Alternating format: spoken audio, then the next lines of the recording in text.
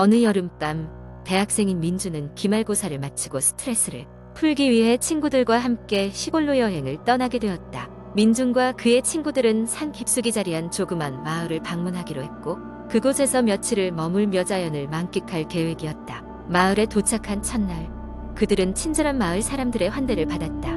낯선 이들이 마을에 오는 일이 드물다는 이유로 특별히 마을 회관에서 작은 환영 파티까지 열어주었다. 그곳에서 마을의 원로인 할아버지를 만났는데 그는 이 마을에 전에 내려오는 오래된 전설 하나를 이야기해 주었다. 이 마을에는 밤마다 나타나는 하얀 소녀의 전설이 있지. 그 소녀는 어두운 밤에 홀로 나갔다가 돌아오지 못하고 그 뒤로 매년 여름마다 마을을 배회한다고 해. 그녀를 보면 절대 말을 걸지 말고 조용히 지나쳐야 한다는 게으리 우리의 오랜 가르침이야. 그 이야기를 들은 민준과 친구들은 겁을 주기 위한 옛날 이야기일 거라며 웃어 넘겼다. 그러나 민준은 어쩐지 찜찜한 기분을 떨칠 수가 없었다. 다음 날 민준과 친구들은 근처 숲으로 하이킹을 가기로 했다. 숲은 깊고 울창했으며 걷는 내내 그들은 웃고 떠들며 시간을 보냈다. 그러다 길을 잃고 헤매기 시작했는데 시간이 지날수록 날은 점점 어두워졌다. 친구들은 불안한 마음에 발걸음을 재촉했지만 시간이 지날수록 길을 아는 사람은 아무도 없었다. 한참을 헤매고 나서 그들은 길가에 놓여있는 오래된 폐가를 발견했다. 피곤과 두려움에 지친 그들은 잠시 그곳에 머물러 가기로 했다. 폐가 안은 먼지와 거미줄로 가득했지만 앉아서 쉴 수 있는 공간은 충분히 있었다. 잠시 후 밖에서 이상한 소리가 들려왔다. 부드럽지만 명확한 마치 누군가가 단말마의 목소리로 노래를 부르는 듯한 소리였다. 처음에는 가지고 있던 휴대폰에서 흘러나오는 소리로 착각했지만 휴대폰은 여전히 침묵을 지키고 있었다. 민주는 문득 마을에서 들었던 하얀 소녀의 이야기가 떠올랐다. 그는 친구들에게 그 이야기를 상기시켰고 친구들은 겁에 질린 채 다시 노래소리가 나는 쪽을 바라봤다. 그 순간 창밖으로 온통 하얀 옷을 입은 소녀가 서 있는 것이 보였다. 그녀는 창백한 얼굴로 그들을 지그시 바라보고 있었다. 친구들은 깜짝 놀라 뒤로 물러섰고 소녀는 아무 말 없이 그 자리를 떠났다. 그들은 새로운 공포에 사로잡혀 서둘러 그곳을 빠져나가기로 했다. 민주는 가슴 깊이 공포감이 차오르는 것을 느끼며 어둠 속에서 다시 길을 찾기 위해 발걸음을 옮겼다. 숲을 빠져나와 마을로 돌아갔을 때 이미 한밤중이었다. 마을은 이상하리만큼 조용했고 아무도 그들을 반기지 않았다. 그들은 황급히 묵고 있던 숙소로 돌아가 문을 걸어 잠갔다. 밤이 깊도록 잠들지 못하고 서로의 얼굴을 쳐다보며 그때 본 소녀가 무엇이었는지 의문을 품었다. 그날 이후 민준과 친구들은 하얀 소녀에 대한 이야기를 누가 말하려고 해도 입을 다물었다. 그들은 그 마을을 떠난 뒤에도 오랫동안 그 일을 잊지 못했다. 그리고 다시는 그 시골 마을로 발길을 돌리지 않았다. 하지만 몇 달 후 인터넷에 그 마을의 전설과 하얀 소녀에 대한 글들이 올라오기 시작했다. 사람들이 주고받는 이야기 속에서 민주는 자신이 경험한 것과 같은 소녀의 모습에 대한 증언을 발견하게 되었다. 그것은 단순한 상상의 산물이 아니었으며 그저 예전부터 내려온 이야기가 아니었다. 그것은 지금도 계속되고 있는 현실이었던 것이다. 그리고 민주는 다시 깨달았다. 자신이 마주했던 것은 단순한 환상이 아니었다는 사실을.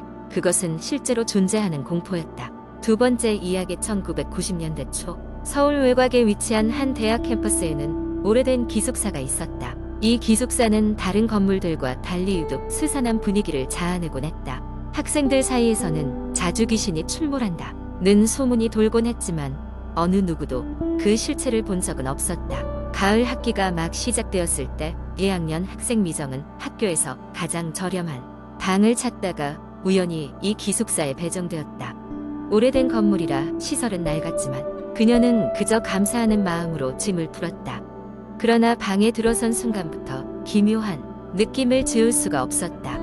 방 한쪽 구석에는 낡고 빛바랜 거울이 걸려 있었는데 그곳만 눈길이 가면 소름이 돋곤 했다. 밤이 되자 미정은 이상한 소리에 잠에서 깼다. 방 밖 복도에서 발소리와 속삭임이 들렸는데 문을 열고 나가보면 아무도 없었다. 처음에는 다른 학생들 장난이려니 했지만 매일 밤 같은 일이 반복되자 그녀는 점차 불안해지기 시작했다.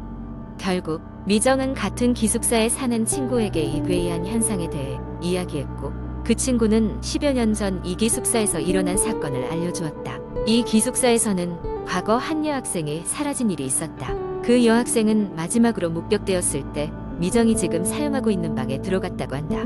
그러나 이후 그녀는 흔적도 없이 사라졌고 방에는 이상한 기운이 맴돌 뿐이었다. 사건은 미제로 남았고 시간이 흐르면서 점차 잊혀져 갔다. 친구의 이야기를 듣고 남미정은 더욱 더 공포에 사로잡혔다. 그리고 그날 밤 미정은 잠결에 깨어 거울 쪽을 바라보았다. 거울에는 자신의 모습 대신 희미하게 울고 있는 여학생의 실루엣이 비쳤다. 그 여학생은 슬픈 눈으로 미정을 바라보았고 이상한 한 문장을 반복했다. 돌려줘.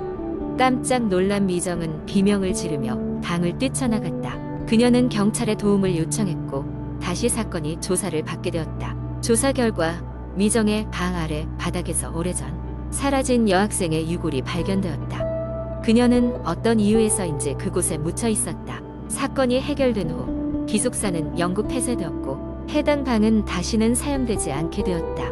그러나 여전히 캠퍼스를 거닐다 보면 그 기숙사 쪽에서 흐느끼는 소리가 밤마다 들린다고 한다. 돌려줘. 라는 애절한 목소리와 함께 말이다.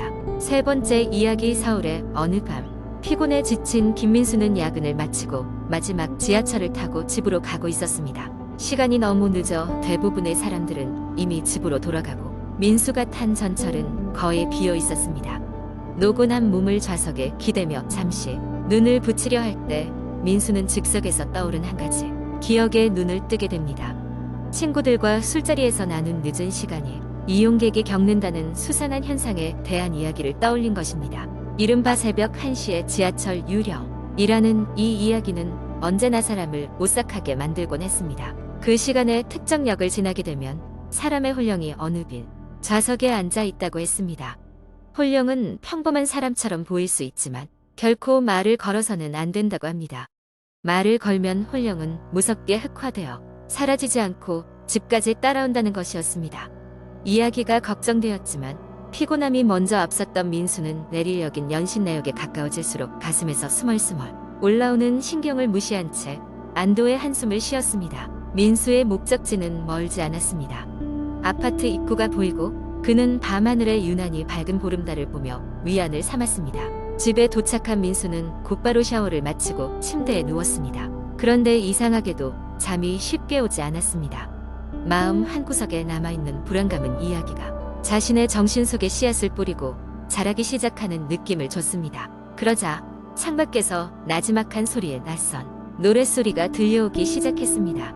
시계는 이미 새벽 2시를 가리키고 있었습니다. 민수는 잠에서 깨어나 창문을 열고 아래를 내려다보았습니다. 그러나 길에는 누구도 없었습니다. 의아한 생각과 함께 창문을 닫고 다시 잠자리에 들려는 순간 이번에는 방 안에서 무언가 느껴졌습니다. 마치 누군가의 시선이 그를 주시하고 있는 듯 했습니다. 민수는 숨을 죽이고 방 안을 둘러보았습니다. 모든 것이 제자리에 있었습니다. 책상 위에 노트북, 침대 옆에 램프, 어두운 거실의 윤곽까지. 그러나 그때 민수의 시야에 방 한 구석의 그림자가 눈에 들어왔습니다. 그림자는 갈수록 자신을 향해 다가오는 것처럼 보였습니다. 불길한 마음에 깊게 숨을 들이마신 민수 눈전신에 피가 얼어붙는 것을 느꼈습니다. 그림자가 머리맡으로 다가옴에 따라 그는 그것이 사람이 아니라는 것을 확실히 알게 되었습니다. 그것은 지하철에서 이야기로 전해 듣던 홀령처럼 보였습니다. 민수는 다급하게 눈을 감았습니다. 마치 무언가가 그의 귀에 대고 소곤거리는 것 같았습니다. 나와 같이 가야 해.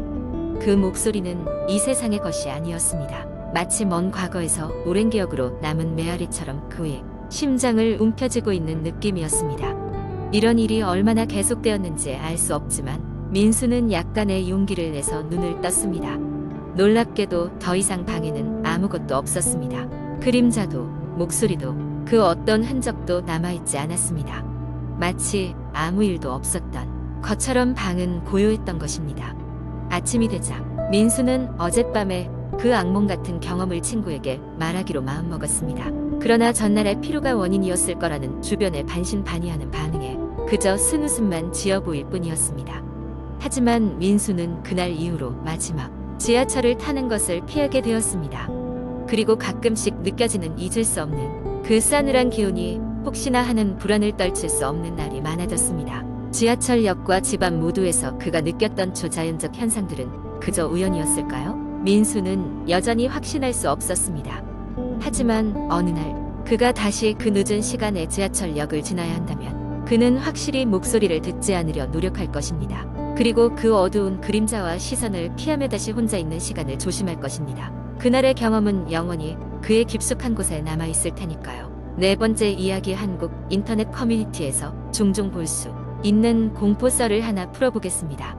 이야기는 한 시골 마을에서 벌어진 기괴한 사건을 중심으로 전개됩니다.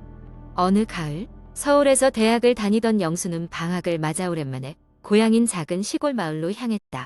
부모님과의 시간을 보내고자 했던 그는 마을에 도착하자마자 어릴 적 친구들을 만나기로 했다. 친구들은 모두 그를 반갑게 맞이했고 그중 한 명인 민현이 영수에게 흥미로운 제안을 했다. 영수야, 내일 밤에 우리 마을 뒷산에 가볼래? 요즘 마을 사람들 사이에서 이상한 소문이 돌고 있어. 영수는 호기심에 이끌려 물었다. 어떤 소문인데? 민현은 신비로운 표정으로 설명했다. 저번 달부터 뒷산에 귀신이 나타난다는 이야기가 있어. 밤이 되면 이상한 소리가 들리는데 그 소리를 듣고 따라가면 길을 잃고는 다시 마을로 돌아올 수 없다는 거야. 영수는 웃으며 대답했다. 에이, 그런 게 어딨어. 그래, 그럼 내일 밤에 가보자. 그 다음 날 밤, 영수와 친구들은 뒷산으로 향했다. 달빛이 은은히 비추고 있었지만 산길은 어둡고 으스스했다. 그들은 산중턱쯤에 도착했을 때 갑자기 바람이 불기 시작하며 나무가 크게 흔들렸다. 그리고 어디선가 이상한 소리가 들리기 시작했다. 그 소리는 마치 누군가 흐느끼는 듯한, 때로는 비명을 지르는 듯한 소리였다. 모두 긴장했지만 더 깊숙이 가보기로 결정했다. 소리를 따라 걷다 보니 그들은 폐가처럼 보이는 곳에 도착했다. 낡고 부서진 집은 마치 오랫동안 버려진 듯했다. 그런데도 그 안에서 희미한 불빛이 새어나오고 있었다. 영수는 잠시 망설였지만 호기심을 억누를 수 없어 조심스럽게 문을 열고 들어갔다. 안에는 예상치 못한 광경이 펼쳐졌다. 방 한가운데 초가 둘러져 있었고 그 안에 앉아있는 누군가가 있었다. 그 인물은 낯선 노파였고 허공을 바라보며 무언가 중얼거리고 있었다. 그녀의 피부는 창백했고 옷에서는 오래된 먼지 냄새가 났다. 영수는 그녀에게 말 걸려고 했지만 노파는 마치 그들을 알아채지 못한 것처럼 계속 중얼거리기만 했다. 갑자기 노파는 고개를 돌려 영수 일행을 마주봤다. 그녀의 눈은 깊고 스산했다. 노파는 미소를 지으며 말했다. 내가 왔구나. 오래 기다렸다. 영수와 그의 친구들은 등골이 오싹해졌고 공포에 휩싸였다. 노파는 다시 허공을 보며 속삭였다. 이곳은 잊힌 자들의 안식처야. 하지만 너희는 돌아갈 수 없을 거야. 그 순간 방 안의 초가 모두 꺼지며 깜깜한 어둠이 그들을 덮쳤다. 당황한 영수는 친구들을 불렀지만 아무런 대답이 없었다. 그가 겨우 핸드폰 불빛을 켜보니 친구들은 흔적도 없이 사라져 있었다. 혼자 남겨진 영수는 비틀거리며 폐가를 빠져나와 길을 찾으려 했지만 아무리 걸어도 같은 자리를 맴도는 기분이었다. 밖은 차가운 바람이 불며 을씨년스러웠고 귀에는 여전히 그 이상한 소리가 맴돌고 있었다. 밤새도록 방황하던 영수는 날이 밝자겨우 마을로 돌아올 수 있었다. 하지만 그가 본 것은 겨우 한 달 전의 풍경이었다. 모두가 아무 일 없었다는 듯이 일상으로 돌아가 있었고 그리웠던 친구들은 아무도 그를 기억하지 못했다. 영수는 이해할 수 없었지만 그 이후로 그 뒷산에는 절대 갈 수 없었다. 이제 혼자가 된 그는 자신의 기억이 마치 꿈만 같았음을 깨달았지만 그날의 공포는 아직도 그의 마음 한 구석을 차지하고 있었다.